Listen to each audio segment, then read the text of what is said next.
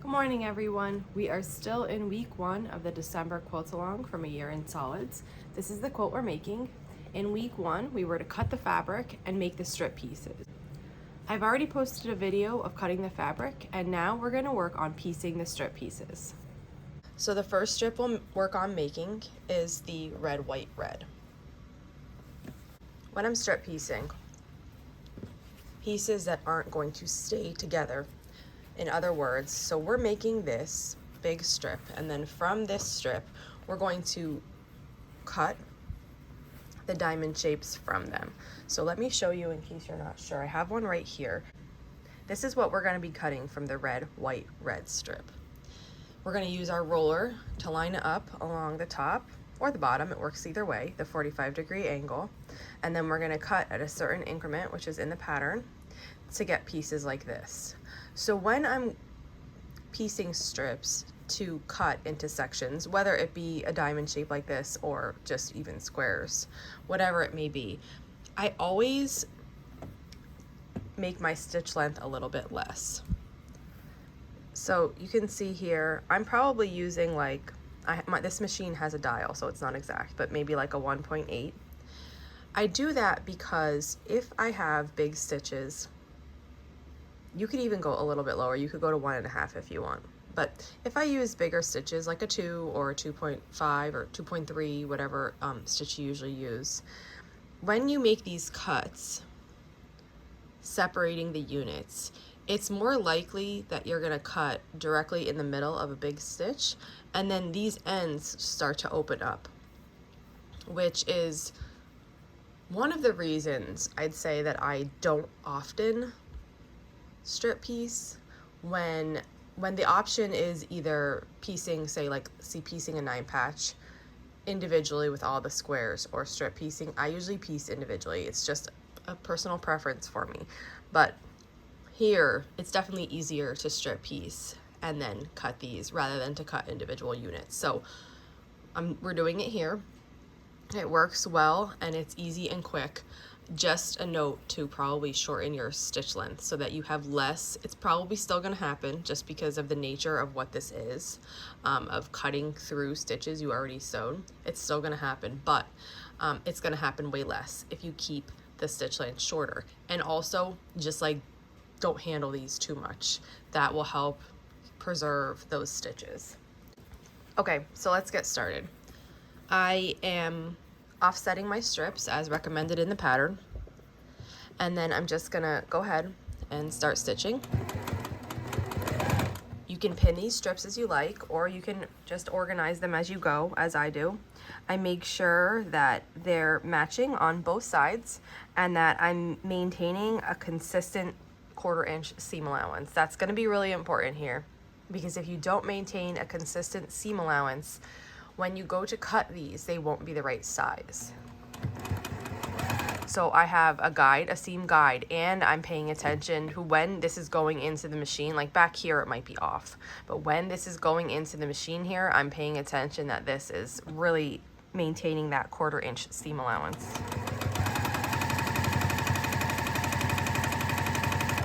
And when I'm doing strips, I stop and adjust often.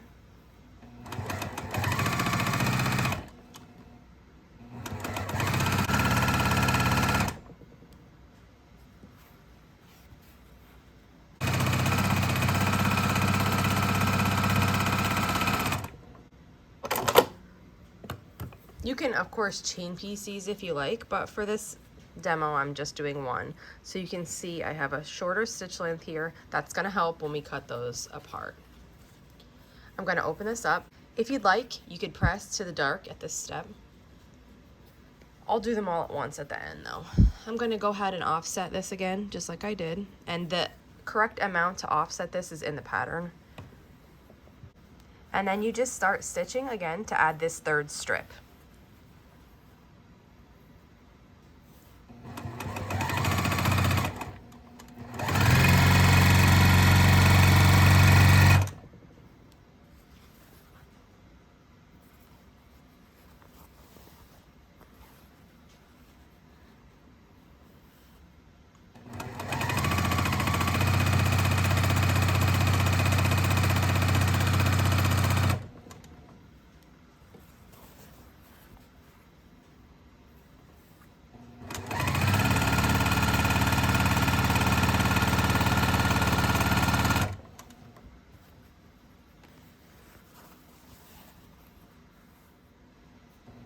I'm coming to the end of the strip here.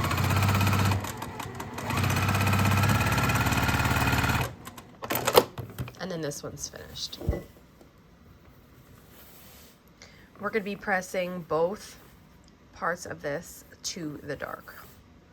So I'm going to set this aside. We'll make a white strip and then I'll show you how I press these.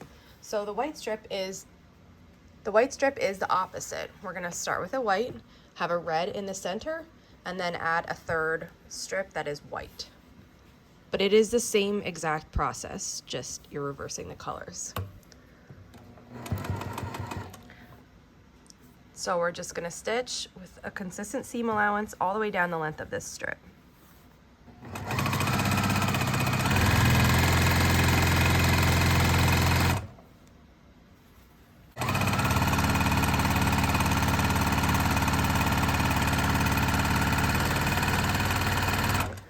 We've made it the whole way, and now we're going to add the third strip, which will be white.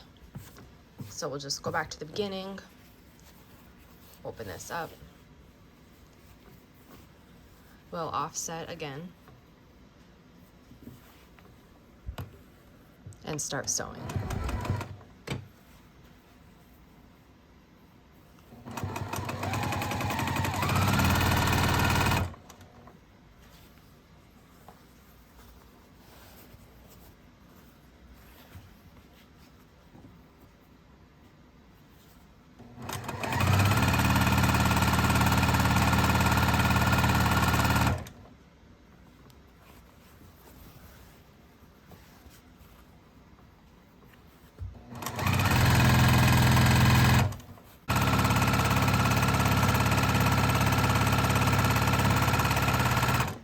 And now we have our white, red, white strip. And for this strip, we're pressing still toward the red. So both of those seam allowances are going to go in towards the red. Let's work on pressing these now. So here we have the strips we just made. We have a red, and a white, red, white. Let's work on pressing these. For these, I do little sections at a time and work my way down the strip. My iron is all ready. First, I'm just going to go ahead on top in this little section that I'm working on and set the seam. Then I'm going to gently, with my fingers, make sure the seam is laying correctly.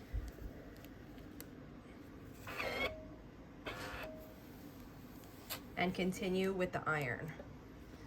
So let me show you. This first portion I only did the top strip. I did not do the bottom strip yet. The seam is pushed toward the red. And it's laying nice and flat. Very crisp. So what I do is I continue working on one section. So right now I'm only working on the top. Sorry, let me do this. I'm only working on the top. So I'm going to continue doing that down the length of the strip. And I'm going to continue using my fingers here to help me get this laying in the correct position. I'm almost finished with the strip, with this portion of it. I'm going to repeat that and have it open again. There we go. So now the whole top of the strip is finished, which I just flipped over, so it's on the bottom. And I'm gonna flip it around just like I did, and now I'm gonna do the same process to this other side.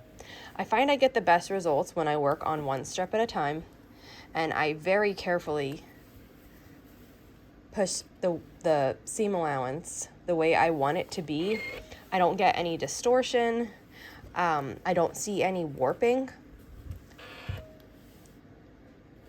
And this is the way that I get the best results when I'm pressing these very long strips when I want the seams to go in a particular direction.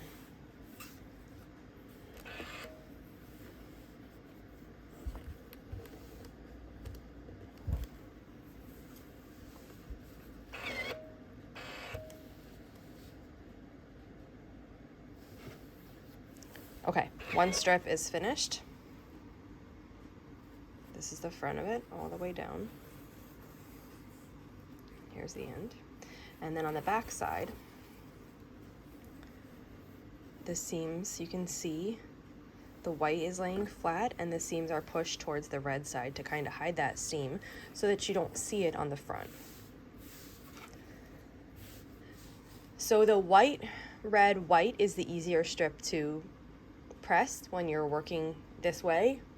Now, if you want, like I said, you can press in between every single strip that you add, but this is how I usually do it.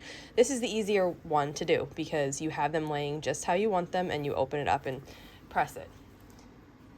The white, red, white is a little bit more difficult because we want the seams to go towards the inside. Now again, if you find this troubling, you can press along the way and you really won't have, it's still going to be a little bit more tricky because at one point, even if this strip was pressed, I still have to come in and work on this one. So I just like to do it all at once. It doesn't matter to me. I lay them down so that I have one white strip folded with the red, and those are matching. I'm going to do as I did before and just set this seam.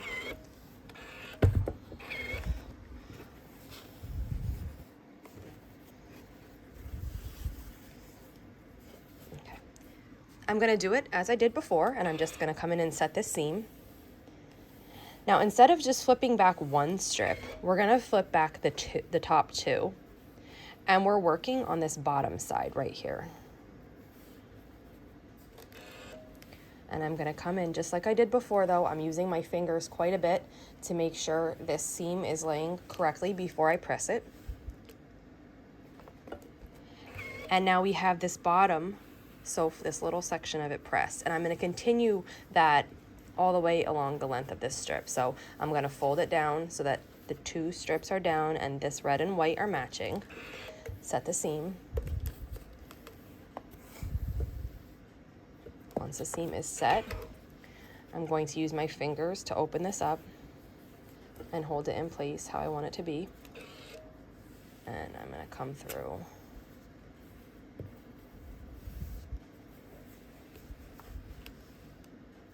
And press. And probably one more section here.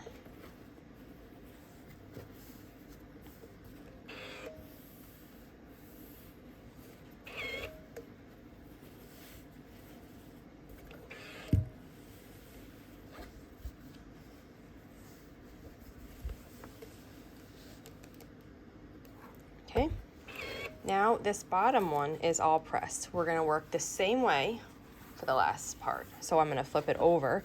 This section's already pressed now. We're working on this. I'm going to set the seam, and then just as I did before, I'm going to gently open it with my fingers so that it's laying correctly. And press.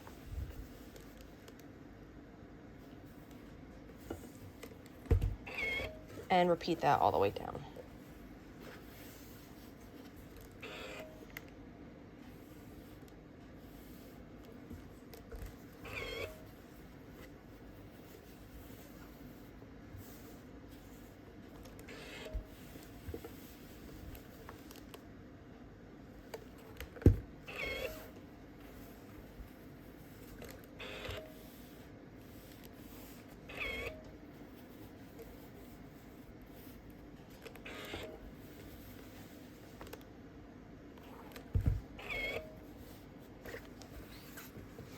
One of the things that I sometimes see as a problem with this kind of strip where both of the seam allowances are going in towards the middle is that this middle, if you don't have everything laid flat when you're pressing, this middle can like shrink up a little bit in that you're like overlapping the seam allowance with what should be the fabric that is visible. So you want to make sure you don't want to like tug and distort it, but you do want to make sure that you're firmly like separating it at the seam allowance, not stretching it, but just making sure that it's open so that when you press the strip, it is the actual full size of what it should be. And now we have both strips pressed, and ready for next week. So I'm gonna set these aside and I will hold on to them for next week. You're going to repeat what I have just shown you here for all of the strip pieces needed for the quilt. And then after you've cut all your fabric and made all your strip pieces, you have finished the assignments for week 1. Week 2 begins on December 8th. And for week 2, we're going to be making the diamond units of the stars. So we'll take these strips, we'll cut them into the diamonds, and then we'll assemble all the diamond units needed for the quilt. If you have any questions, just let me know, leave them in the comments, and thanks for following along.